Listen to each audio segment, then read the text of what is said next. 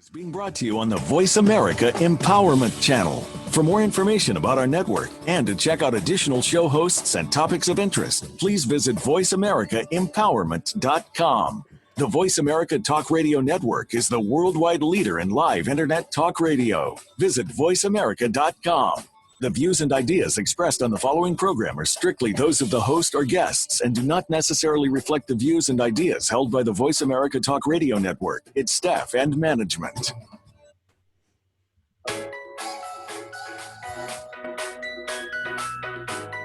Are you ready to live your best life, be stronger, and fall in love with yourself?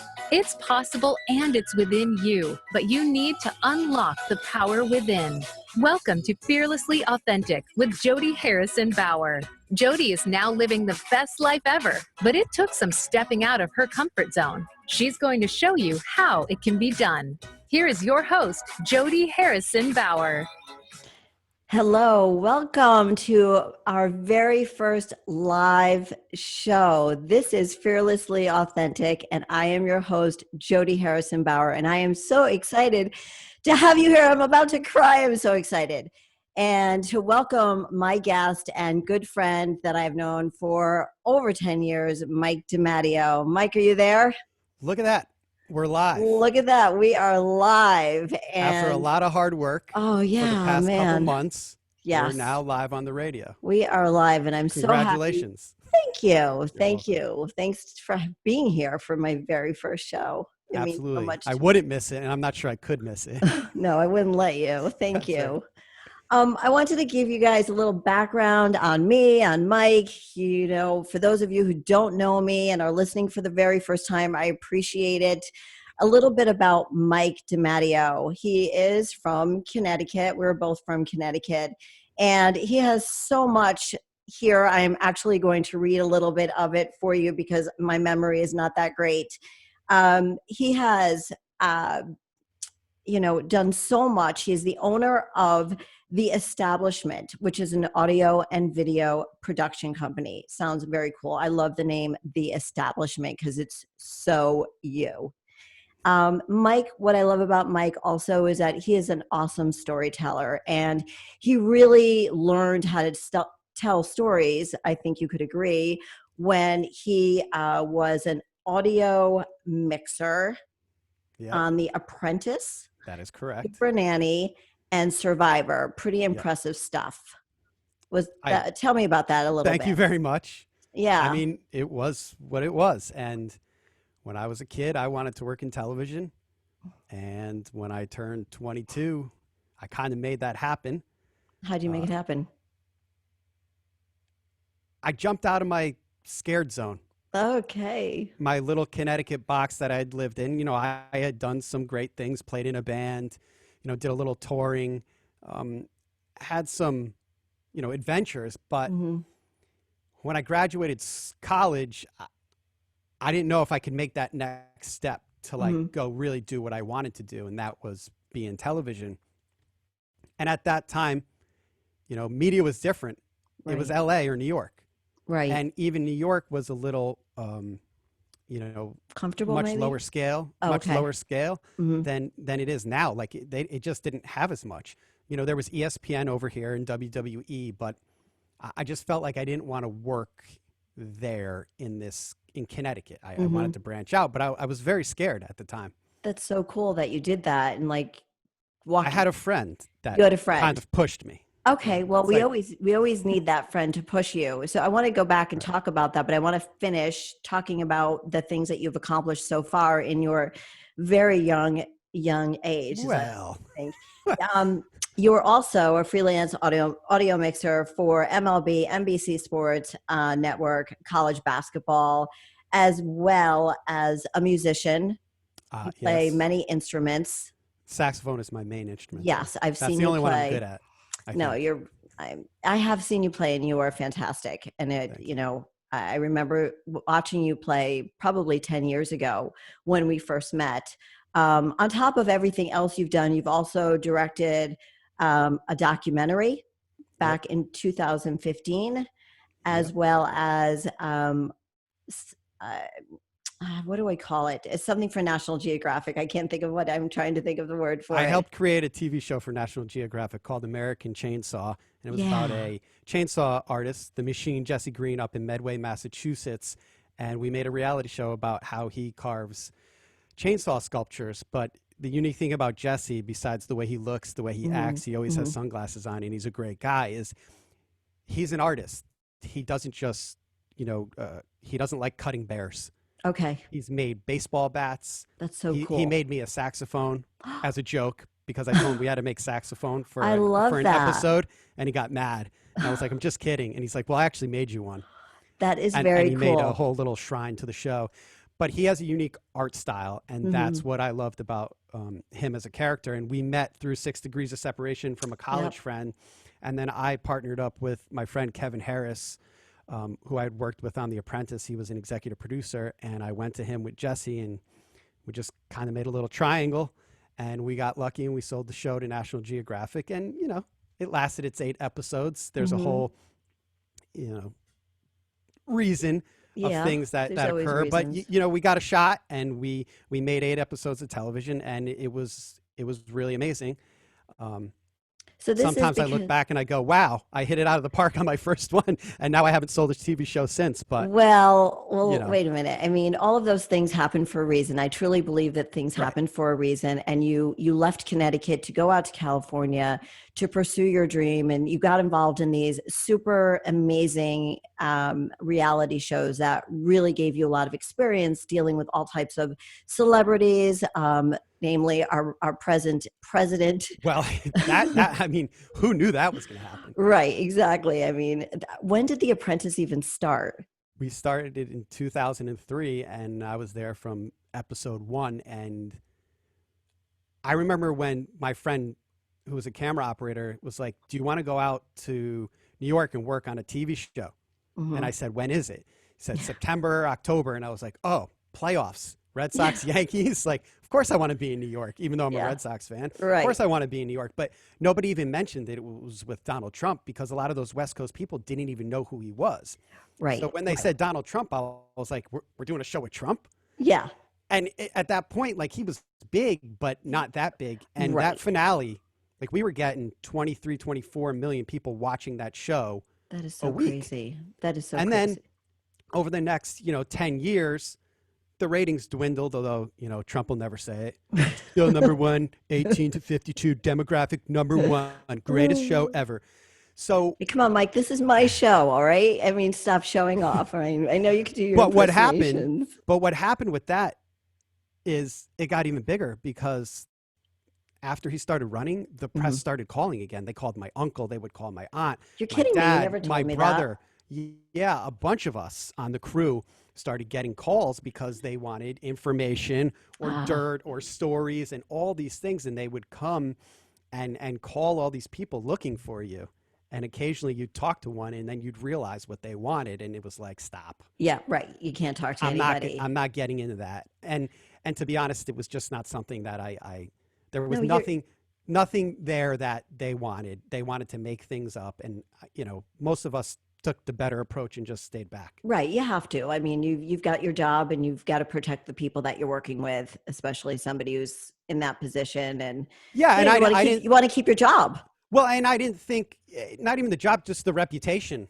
Like, I didn't think it was fair to do that to Donald Trump or any other celebrity, because I've had conversations with other celebrities that were probably, risque or something different or something that they wouldn't present normally. But they're all just kind of human beings, right? We forget that. Right. Which is the ironic thing. Everybody's a person, and everybody has multiple sides to their personality. And it's not just the persona you see on TV, because usually that persona, it's like, I think about taking a comedian, and people think they're these jovial people, and usually they're the most depressed people. Absolutely. I'm just generally speaking. I'm not saying all comedians are depressed. But you're absolutely spot on. You're spot on. Right. So we have all different personas. I don't want to go into, but even when I was competing, but I want to finish talking about your accomplishments. Let me finish. No, let's go to you. No. I want to just finish. I want to finish Oh, just come on. here It doesn't because matter we with need me, to because talk people want to about. hear about you. I know. We'll get there. I'm going to get back to that point. Don't worry. We will get there. We will get there. So besides being, a producer and all these wonderful accolades, Mike, first and foremost, is the husband to Jessica and the father to Daniela. And they are both beautiful human beings. I just am going to steal his little girl away from, I'm kidding, Jessica. I'm not going to do that. I mean, it just depends what minute of the day it is. Though, so. But I love her. I love her. And for any of those who are listening to my podcast, she is the intro to the little girl's voice that you hear, that little 4-year-old voice. Yeah, so keep listening because Jodi will owe me residuals and maybe I'll put the kid through college. Oh, yeah, that's right. We never even talked about that. So what brought you, and then we'll finish, we're going to switch. We're going to switch a little bit. I'm going to let Mike take over a little bit because, again, I want you guys to get to know a little bit about me. And so you're out in LA, you're working your tail off. You're outside your comfort zone. You're getting this business. You're like really, really cutting your teeth on all of this stuff that you wanted to do. You're in TV. Right. And then what brings you back to Connecticut? I don't know if I'll ever know, but at the time, the TV work was great. And I was basically living like the touring rock star life that I wanted to, but at that time I was never going to be the rock star. So I actually was getting paid to go on the road and do all this fun stuff, which was quite amazing. But I always had this other side, the entrepreneurial side of my being, and not just the tech side, the producing side. So I constantly was trying to do other stuff. And at that time there was I was hitting a few bumps in the road, and a partner and friend of mine, like we kind of just started going different ways. And I just got this vibe that I had been to LA, I'd done what I had done there. Been there, done that. And I wasn't getting to the next step in my life. And which was what? Whatever the next step was. I don't even know if I'm there now. You didn't even know? Yeah, well, one of them was definitely on the relationship side.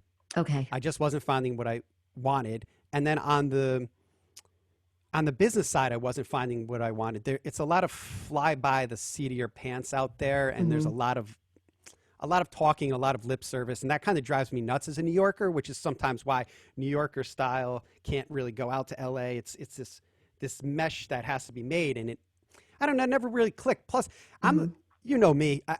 When I'm done with something, I move on to something else. Sometimes maybe not even when I'm done, and then I have 50 different things. That and I can't even see you putting up with a lot of BS because I met some of the wrong people. Okay. I met a lot of the right people in my industry, but outside of that, some of the things I was trying to do, I met a wide variety of people, and some of them were not the best. Okay. And so I remember when I had the idea, I just said, you know what? Let's go. Let's go back. Right. I told my roommates I was leaving. I went on a TV show. I forgot what I was working on, but I went away for a month. They were like, oh, so you're leaving? I was like, yeah. When I come back, I'm going to pack and I'm going to go. So what did I do? I came back from a month. Right. In 3 days, I packed up the car and I drove back east. So that is one thing I know about you so we met 10 years ago, and approximately 10 years ago, maybe a little bit over 10 years ago, when I opened up my studio, Jodi Fit. And a mutual friend of ours, somebody I had met, who said, hey, I got this buddy who worked on these reality shows. He's super talented. He's a really cool guy. You'll really like him. I know you guys will really, get along really well. You got to meet him, and we've got to do some videos to let people know that you've opened up Jodi Fit. Right. And then you walk, and I'm thinking, okay. And you directed a video that we did. We did it at a big box gym that I was working for. We got the clearance that you could come in there.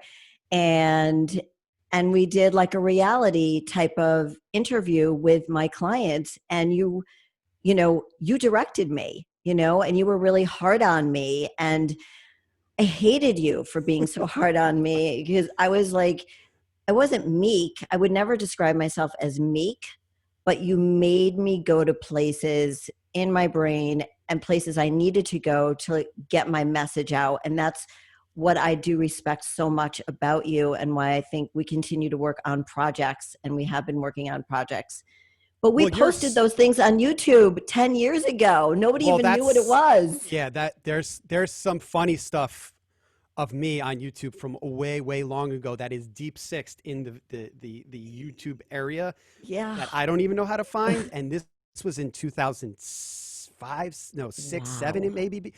And Twitter was like that. Like we were on it, and I had no idea. And that might have been the biggest mistake of my life, that I didn't know what Twitter would do, why it would work, because I probably should have sunk a couple G's into that. But hey, that's the way it goes. That's the way it goes. But I think we were ahead of our time, and you and I have talked about that we've always been a little bit ahead of our time, where I tend to play that way, because it's like, and then by the time everybody's on it, I'm done with it. Right. That's how I feel. Difficult. So when I got divorced in 2002, and it was actually he was becoming my ex-husband who told me about, hey, go on Match.com. And I'm like, what? This was, and that's ironic too, because it's about to be your ex, and he's like, hey. Right. Well, because he was like, we were separated, and it was a long story how I found out that he was on it, but then he told me about it, that he read about it in the Wall Street Journal. Right. And so here it is, this thing and then the whole world is on Match.com. But I just want to say I was on Match.com in 2002. Wow. Like, wow. I didn't get on Match.com until I got back from LA. Yeah. So it was there's a few stories about Match.com. Yeah, for sure. That was the only dating site on there. And so it was sort of like, YouTube, nobody was on there. Match.com, nobody was on there. But, when I would go back. It's how things go. Like when you're in the early adoption phase of these massive tech things. I mean, even invention, that's why it takes so much money to get a project, or for you, in your case, your own business started. Right. Because these things are not easy. And so now I'm taking it back. I'm taking the control back. All right, I'll give it to you. We're going to ask I'm going to let you go. I gave you all your creds here. About starting that business, because I know you did. You said, I like to dig, I like to prod, and I like to poke the bear where nobody wants to go. But to me, that's what makes a person fearlessly authentic and soulful. And it's like, what is in there? Because everybody, especially now, like it's like, oh, I'm on Twitter, or I'm on this. It's a phony. Not a phony persona, but it's a made thing. Communication professionals, we can make these things happen. People now are keen to almost manufactured. Yeah, but I mean, some of it's good and some of it's not. But the reason why Joe Rogan just signed the $100 million deal with Spotify is because you get to his soul and you just get to those things. So I want to know from you, because that's the story. That's my goal, is because I believe that I have so much to give. I've learned so much just in, the hard knocks of life. I mean, I did go to college. I, learned a lot about myself in college and after college and so on and so forth. But, it's been the hard knocks of life where I've really found out like who I am, who I want to be, and what I want to share with everybody, who will listen to me. Well, there's a lot of listeners now. We're live on Facebook, and we're live on the radio. Yeah, hopefully we're live on Facebook. I have no idea. Well, that could be true. Yeah, we don't know. But we're live on the radio, and so I want to know what it changes. But one moment in your life where you said, uh-oh, what am I going to do? Like, and had that, like, and when I say, uh-oh, what am I going to do? Like, uh-oh, if I don't do anything, this whole thing could collapse down and we could be in some serious, serious trouble. I would say that I've had a lot of uh-ohs in my life. I want to know the one big one, because I feel there's a pivotal moment that takes you from here to here, where you're been at least for the last decade. So what is that moment? I think the biggest, I wouldn't even say it was an uh-oh, but it was like, whoa, let me take a step back here. When I realized that I had made a promise to myself when I opened up my studio at 50. Okay, I'm going to be 60 this year, at the end of this year, December 27th. And this is where I'm taking a step back, taking all the knowledge that I've learned and saying, not an uh-oh, because I'm really happy with what I've done, but whoa, I'm going to change gears a little bit, because the promise I made to myself, and I'm a lot like you, if I make a promise to myself, like you went away for a month and said, okay guys, I'm going away for a month, come back, I'm packing my bags, going back east. It's a great Right? impression too. I know Jerry Seinfeld. That's why I told you you've got to watch that Jerry Seinfeld watch. thing, because he does the. But that is the exact conversations I have myself. It takes me a while, but once that happens, then there's no stopping me.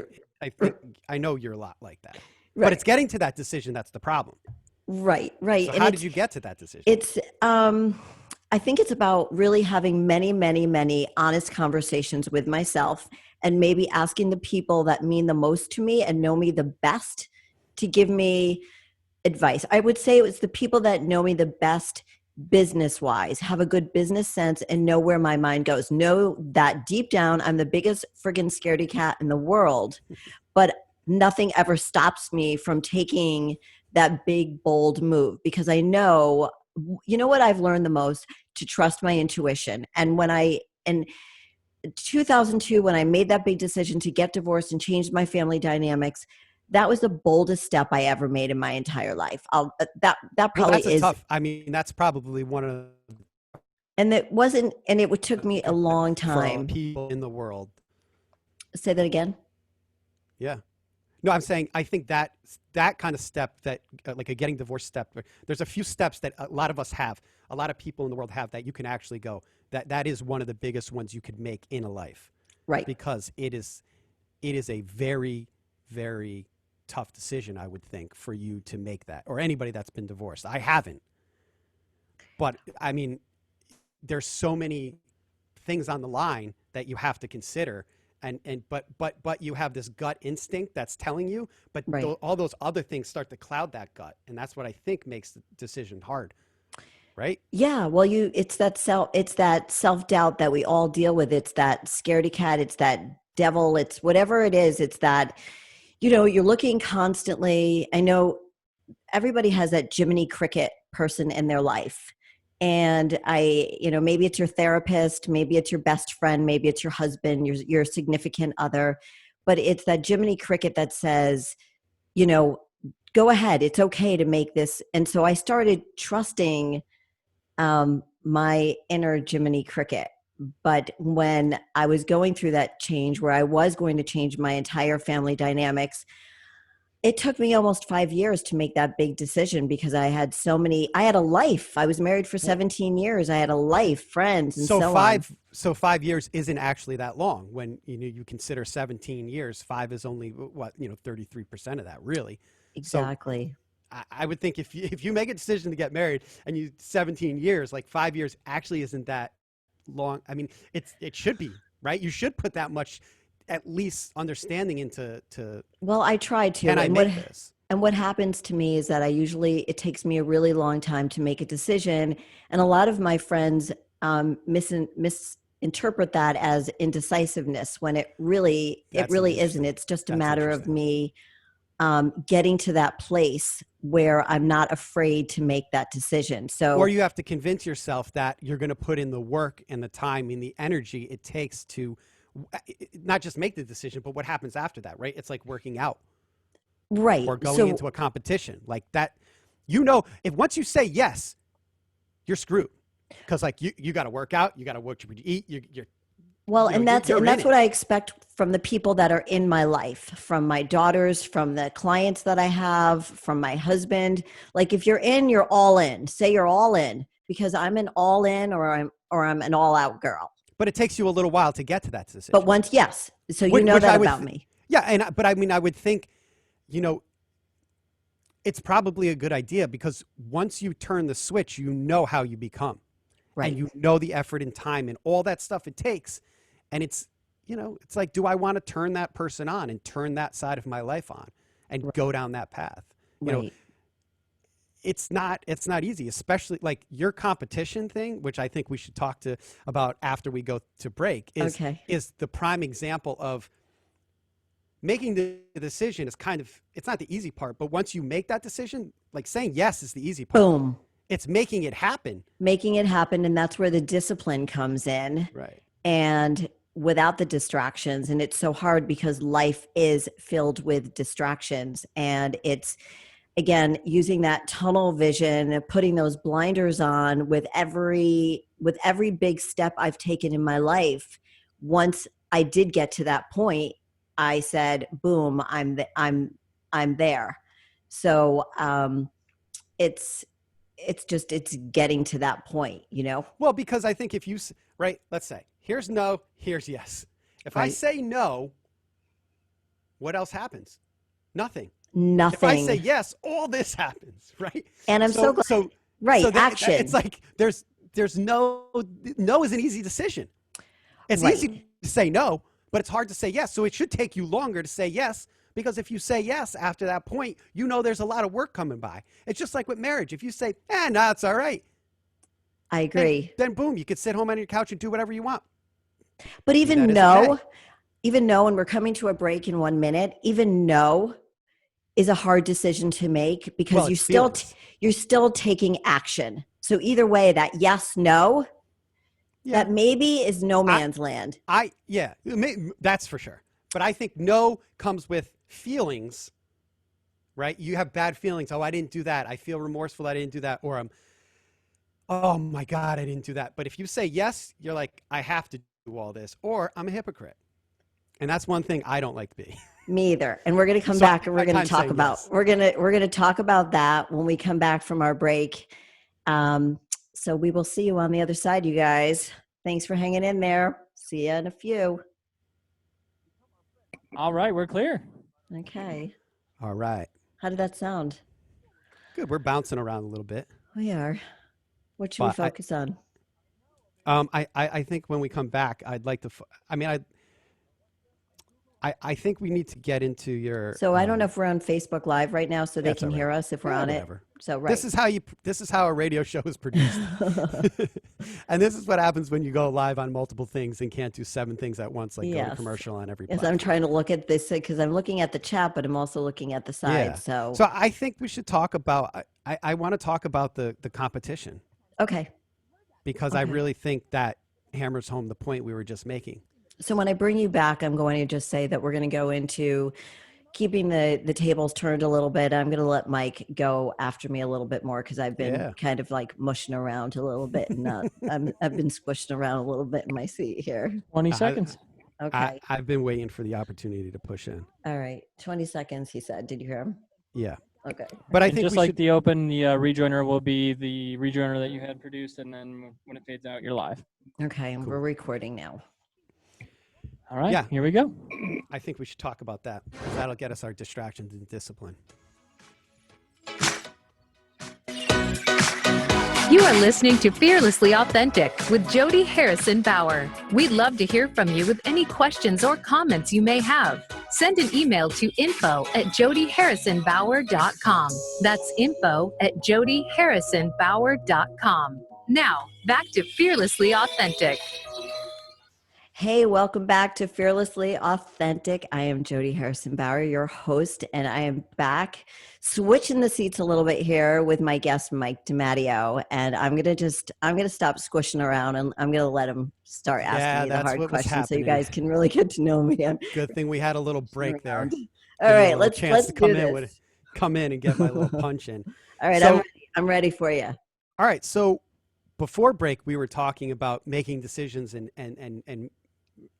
no and yes. And I think yes is a very hard decision to make because once you say yes, you know there's all this work that goes along with it. So I want to know when, where, and why did you finally make a decision to enter fitness competitions? Because that to me that's one heck of a decision because there is so much work that goes into that to get your body in that good a shape, and that kind of performance is so everything is so minute, the things that you have to do, but also the way you get docked points. So that would, to me, would be a very difficult decision. So I want to get into what and how you made that decision. Okay, that's what I want to hear. Usually when I make a decision, it's totally emotional. And it's completely That's true.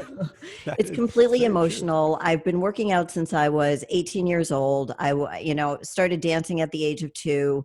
So I always had a fit body. I knew that even when I was working as a buyer for a store before I had my first daughter in '89, one of my clients that I would go into the city, one of the wholesalers said to me, you have a really symmetrical body. You should think about bodybuilding. And I thought, oh, I don't want to do that. Like, I don't want to look like a dude. And she's like, no, you have such a symmetrical body. Like, you've got great muscle mass. And all I did was just work out. I've always been fit my whole life. But I knew that I always wanted to take my fitness to the next level. That was always something that I dreamt of. And I would look through Oxygen magazine, which was the Bible of all the fitness girls. I didn't know that then. This was in the mid 80s. I was already married and working as a buyer and working out. And I just said, one day I looked in the magazine and I said, one day I'm going to be one of those girls. So, it didn't go over very well in my marriage, so I didn't pursue it while I was married. So boom, get divorced, boom, Match.com, boom. Oh my goodness, I've got to be the best role model ever for my daughters. But I needed something to empower me more so than anything in the world that I could think of. And I knew that working out, lifting weights, running, jumping, whatever I was doing for my workouts, my cardio, but the lifting weights, I loved it. I just had that body that I refer to myself as a mesomorph. So my body just loves lifting weights versus, other people who are tall and thin, they're ectomorphs. I realize, they don't work out for one day. My body holds on to muscle. So I realized this is something that makes me mentally and physically really powerful, but I didn't know that at the time. I just knew that when I worked out, I felt so good. So I met a young girl and at one of the gyms where I was a trainer, and she said, you should think about competing. And then I went to go work out at another gym by myself. I'm just working out. Some young guy, I'm in Hamden. Some young guy comes over to me, some really cute guy, I'm single and everything. And I'm in my late 40s, mid to late 40s. And he's like, do you compete? And I'm like, no. And he said, you should compete. And I said, am I on candid camera somewhere? And so anyway, it was like the universe telling me. You heard it a few times. I heard it a bunch of times. So that to me, again, I didn't know about the universe. Somebody was telling me, get a coach, get into this, find out more about this. So long story short, I find a coach, I start, and I was her oldest client. I was 47 years old. I had no idea that there were divisions or anything like this. I just wanted to I wanted to become a champion. I knew I had what it took to become a champion physically. Right. And you had that desire inside your head. And I would think, and I'll ask, when you got divorced, did you feel were you knocked down a few pegs on the confidence scale? Did you have any reservations about my who self-esteem, you were and what you were doing? I didn't even know who I was anymore. Like, I was completely lost in my marriage. The only thing I knew that I was a mommy. Right. I was a mommy.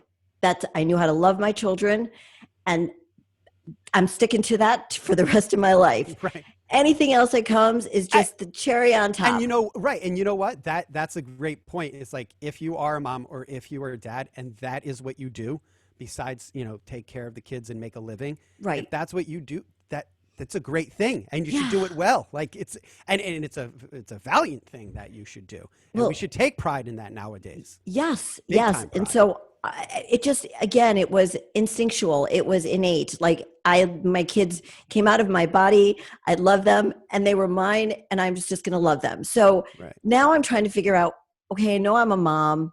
I know how to love my children, but I need something more. I need something. What about you too? Right. What do I need to feel powerful? So this led me to, being 47 years old and competing against 35-year-olds. And I was like, this is tough. Tough road. Right. And then I realized I became friendly with the producer of the shows that I was in, who was from California. And I said, hey, you got a bunch of 45 and olders back here in stage. And like, there's enough of us to make a new division. Have you thought Right. about adding 45 plus? And he said, let me think about it. He did. And then I went off, and after about a year after that, I, at the age of 49, became a 2-time world fitness champion. What I realized, I mean, that's a crazy accolade when you think about crazy, it. right? I mean, it's just I thought I was so old too. Yeah, and not just the age thing, like out on stage, but we know our bodies change as we get older, Yeah. and getting the energy and the desire and the action it takes to get to that level at that age is more than age being a number and visual number, but the inner workings of a body to get to that level. The fact Yes. that you could dial that in and you could find I it did. means it's in all of us if we Right. choose to find that thing that will bring Discipline. certain things out. Right. And So- the discipline thing is for that, it's got to be, I mean, one of the most disciplined things that we have in the world is how to create that kind of body. And I had no idea that I already had that discipline. So what I found out about myself was that, our coach would say, girls, no drinking. And I'm like, I don't drink. Yeah. Girls, don't go out late with your boyfriends, because everybody else who was competing was in their 20s. Right. And So- they could, they could try and pull it off. Right. Right. And I'm thinking, I'm going to listen to everything this person tells me because I want to win.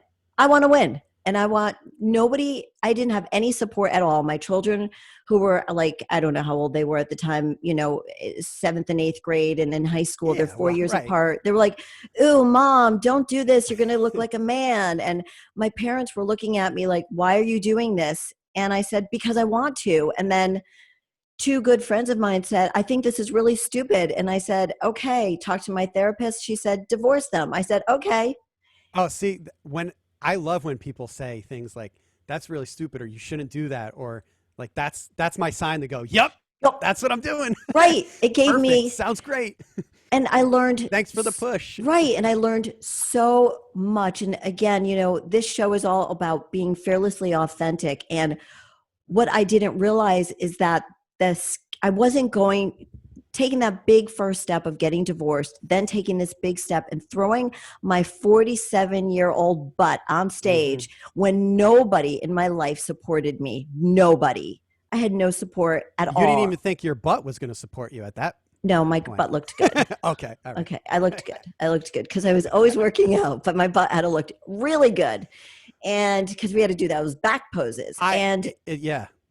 I still don't know how you like do it. And the muscle, like that kind of body, to see all those muscles, it's almost like when you're in science class and you see the drawing of the. Well, I didn't do skeleton. bodybuilding. It was bikini. No, I know you did. Yeah. Right. But I mean, but you still have that, the body has different muscles that show up. And in a bodybuilder, you get huge. But like even in a bikini competition, like there's those extra muscles that you don't see, that you've just seen on drawings in science class, are there.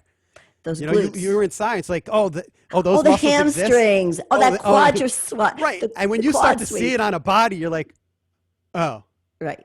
So we're not just learning that in science class, exactly, or it's not just something I complain about. Yeah, you can actually build that thing. Exactly, we can build that. And what's interesting is the reason that a lot of women don't compete at 45 and over is because we really don't have a lot of, our testosterone levels are going down. And so it's not easy to build. So one of the benefits I had was because I started working out at 18, I had that muscle mass. It's called maturity, muscle maturity. And nothing looks more beautiful on a woman than muscle maturity. Like you look at any woman over 35, I'm going to throw it 45 and over, because the 35-year-old, you know what, you guys, love you, but you should have muscle on you. Okay. And you 25-year-olds, I don't even want to hear it. So, it's Here we just, go. Jodi Fitz showing up. But again, I didn't even think about the age. So I bring up the age because I didn't even think about it. It didn't even come across my brain. Well, right. And though, because it was a challenge for you, right, a personal challenge. And let's just say there's another 45-year-old or 50-year-old that, maybe doesn't have that what did you say? Muscle memory? There's muscle maturity. memory that you build. But the muscle knew it was there since it was 18, so Correct. it wasn't just going to disappear. But there might be a 45-year-old or a 50-year-old out there, or even a 30-year-old, or whatever your age is, that you don't have the muscles that you had, but you can go from here to here. Yes. As a personal challenge. Yes. And that's what it was for you. Yes. And then, for you, you added a little sprinkle of I like to win. And when I I get love in, to win. I when only I say wanna yes, win. yeah, but if you didn't win, you would have been fine because you got there. But that will and the desire to go the extra mile, to say, I'm going to go. Well, I said yes, so I'm all in. And I'm pushing all the chips in, and That's I got right. a lot of stacks. I got a lot of money because I'm bringing it hard when I come. And there wasn't going to be anything distracting me from it. And I would be my oldest daughter, who's now going to be 31 in next month, and my little one, who's 27. My little one was like my backstage mom. So I would be texting her backstage because it was the only way I would stay in tunnel vision. Right. And she would be like, Mom, you got this. Mom, you got this. Mom, you got this. And like the guys backstage would be like, hey, you're going to be on in 40 seconds. Put down the phone. But it was the only thing that kept me focused. It's like meditation. Like the phone was giving me that. And what I realized, this is the biggest takeaway. I know you want to ask me another question, but this is the biggest takeaway from anybody who is afraid to do anything. Like, know what you're really, really good at. So I knew that physically I had the physique to compete. I could walk in heels. But what I didn't know about myself that I discovered, and I think that's the cool thing about going outside of your comfort zone and listening to your instincts, listening to your gut, is that you learn other things about yourself that you didn't know you didn't even know existed. And so I had this very competitive mind that I had no idea. And so 90% of what goes into competing in a show or winning has to do with your mindset. I just finished watching the documentary on the Bulls, and Jordan is a prime example of mindset. Yeah, he had skills, but there's people out there that just had those skills. Yes. When you watch that documentary and you realize how many moments in his career in the Bulls kind of run there were that were so pivotal, that somebody had to make a big shot, or he had to, suck it up and get that last ounce of energy. You realize that those things separating those people, or that opportunity that's there, and when they take it because of their mental willpower to get there. Like sometimes that's what drives me nuts, kind of about regular life nowadays, because and regular people. Well, I just used to. You get annoyed with a lot of people. Well, it depends. If we're talking about tech stuff and that's a different story. Stop. But my daughters are probably laughing right now. Yeah, Mom, we know about her texts. Yeah, but the I think the biggest thing was, like, I grew up playing basketball, and I was pretty good to a point. I never played high school, but what we learned from a young age was competition. And nowadays, the business world isn't always like competition, and it's maybe in the bigger aspects of things, but a lot of times on the level where I am here and there, it's like you could lose out to the guy down the street that just knows people. Correct. And then how do you pit your stuff against somebody else's stuff? Like, there is no winner or loser. And how do you see editing, for instance, as I do, as better or worse? And does the average person see that, or does your client see those things? Right. Or they feel those things? It's just a different ballgame. Sometimes I wish that life was like a basketball game, where this deal that's going to go through, you're either going to win it or you're going to lose it, because they beat you. Well, I think in both of our businesses, really, and going back to the competitions, is that was very subjective. Okay. Right. So, I mean, you did have numbers. They did use numbers to judge us, but the judges, it was subjective. It wasn't like, it's like ice skating, it's like a pageant, a beauty pageant type of thing. It's subjective, but there are things that we needed to certainly do. You can't walk on stage and fall down and, not have a spray tan on and put, you had to look a certain way. But you had to choreograph something, and you had to have the right mindset to nail every single thing. So you think about, yes, you have to be disciplined with the food and the exercise, but when it comes to showtime, baby, it's all that choreography. It's those skills. It's that choreography. You got to nail it. You got 30 seconds to wow everybody.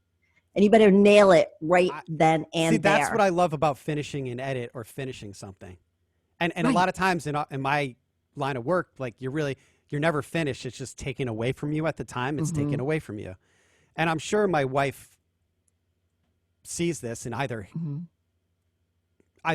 probably hates it at most points, and then is the thing she probably loves me for is that my desire to be a complete psycho lunatic and go in and edit and sit here and crazy, like my hair is put together today. But usually, I know you're having a very good hair. Like everybody's like, oh, it's COVID and my hair's all long. I'm like, well, this normally happens to me. Go ask my hairdresser, Ashley.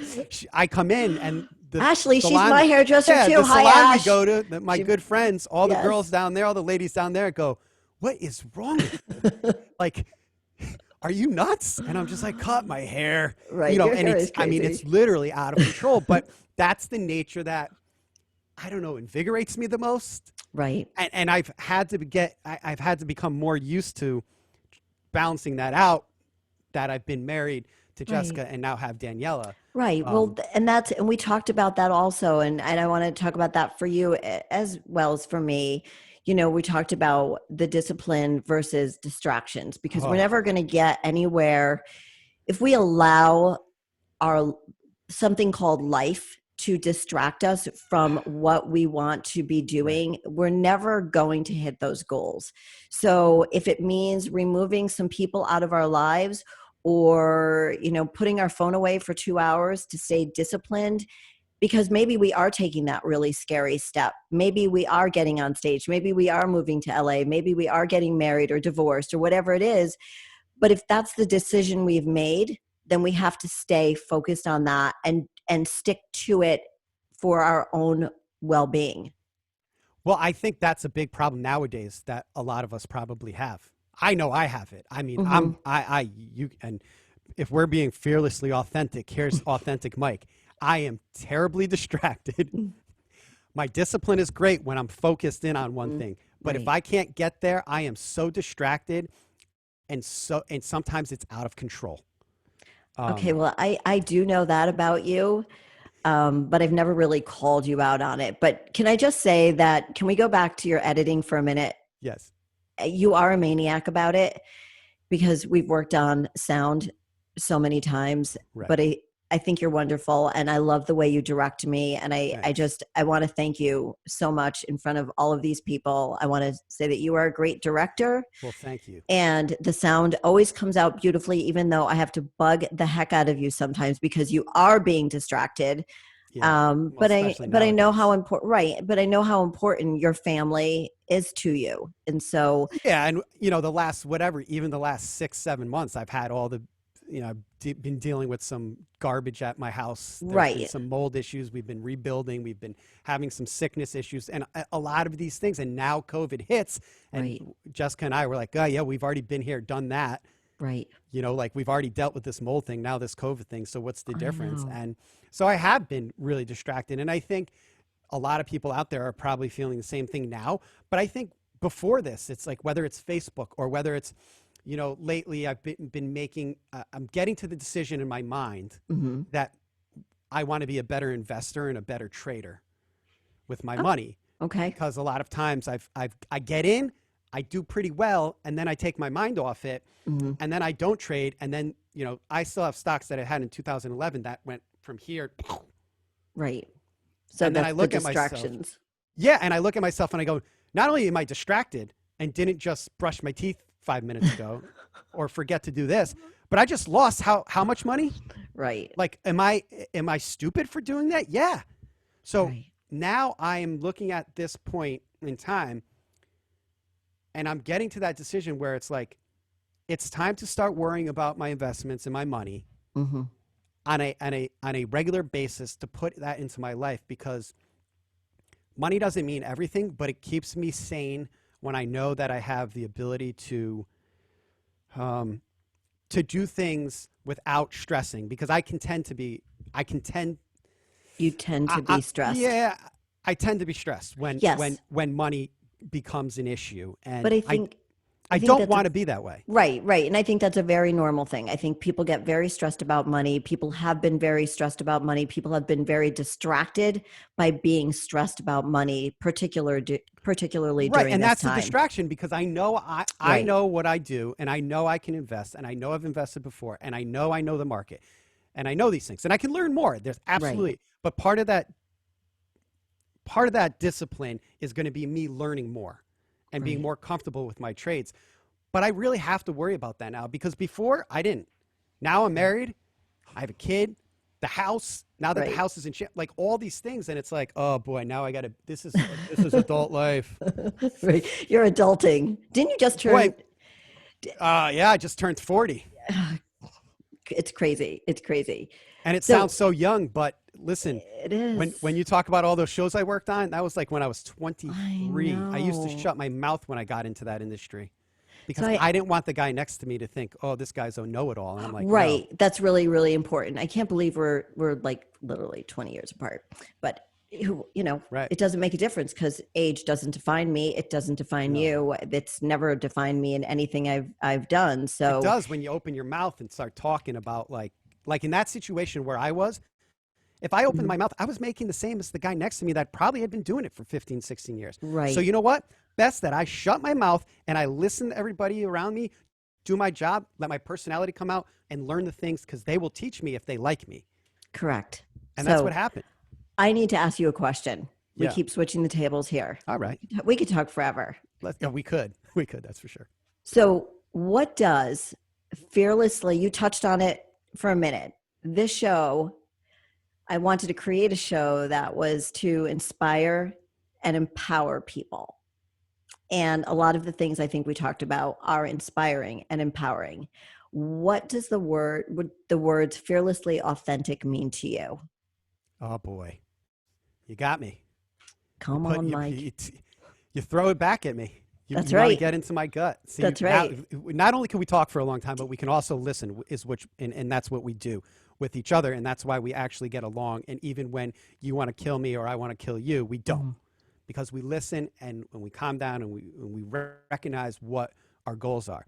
So fearlessly authentic in my world, I think I started becoming fearlessly authentic probably my junior year in high school. I just finally felt confident with myself. I'd always had a lot of friends, but I was always very calm and very quiet. And my mom would describe me that way. And then Really? junior year in high school hit. And I'm not different soul wise, but I am more boisterous. I'm more out there. Like something clicked. I don't know. Even my mom will tell you, just one day he walked, it's like junior year of high school. And it was like, okay, by senior year in high school, I had the mohawk. It was blonde, blue, orange. Like, I didn't care. You didn't I care. felt that was me. And I got into ska and punk rock music. And I used to go to the Tune-In down in New Haven, which was like our CBGBs.